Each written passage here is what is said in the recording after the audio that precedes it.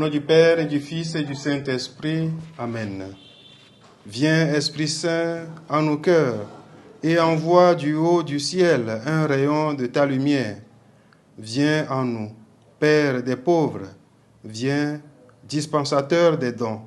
Viens, lumière de nos cœurs.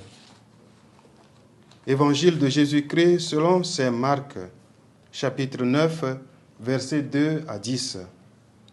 En ce temps-là, Jésus prit avec lui Pierre, Jacques et Jean, et les amena, eux seuls, à l'écart sur une haute montagne, et il fut transfiguré devant eux. Ses vêtements devinrent resplendissants d'une blancheur telle que personne sur terre ne peut obtenir cette blancheur pareille. Élie leur apparut avec Moïse, et tous deux s'entretenaient avec Jésus. Pierre alors prend la parole et dit à Jésus, « Rabbi, il est bon que nous soyons ici. Dressons donc 3 tentes, une pour toi, une pour Moïse et une pour Élie. » De fait, Pierre ne savait que dire, tant leur frayeur était grande. Survint une nuée qui les couvrit de son ombre, et de la nuée une voix se fit entendre. « Celui-ci est mon fils bien-aimé, écoutez-le. » Soudain, regardant autour d'eux, ils ne virent plus que Jésus seul avec eux. Ils descendirent de la montagne, et Jésus leur ordonna de ne raconter à personne ce qu'ils avaient vu, avant que le Fils de l'homme soit ressuscité d'entre les morts. Et ils restaient fermement attachés à cette parole, tout en se demandant entre eux ce que voulait dire « ressuscité d'entre les morts ». Acclamons la parole de Dieu.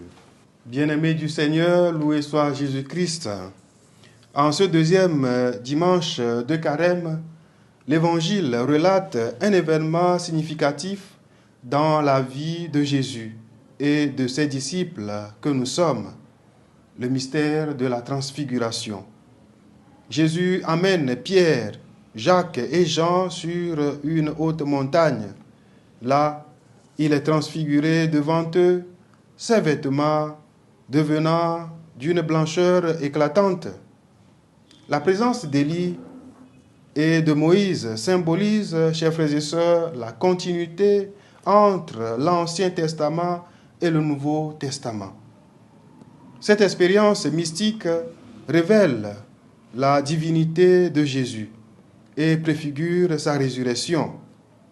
Jésus veut, à travers cette expérience spirituelle, préparer ses disciples à mieux vivre le scandale de la croix, d'où la nécessité pour eux de l'écouter.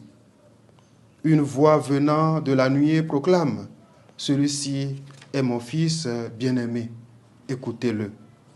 Ce message divin nous invite à écouter Jésus, à suivre ses enseignements et à mettre notre foi en lui. La parole de Dieu est essentielle pour notre vie spirituelle. L'enlever de notre vie, c'est provoquer notre mort éternelle. Jésus demande aux disciples de ne pas raconter cette expérience avant sa résurrection.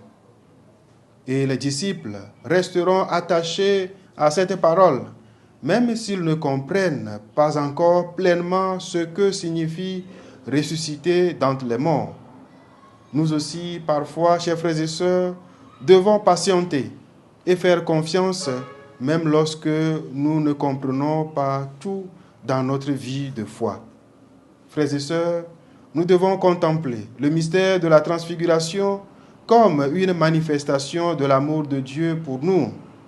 Ainsi, la transfiguration peut se comprendre comme une manifestation des grâces, de réconfort de Dieu dans nos vies, lorsque les épreuves commencent à dépasser notre capacité spirituelle pour nous soutenir à aller jusqu'au bout. Loué soit Jésus-Christ à jamais.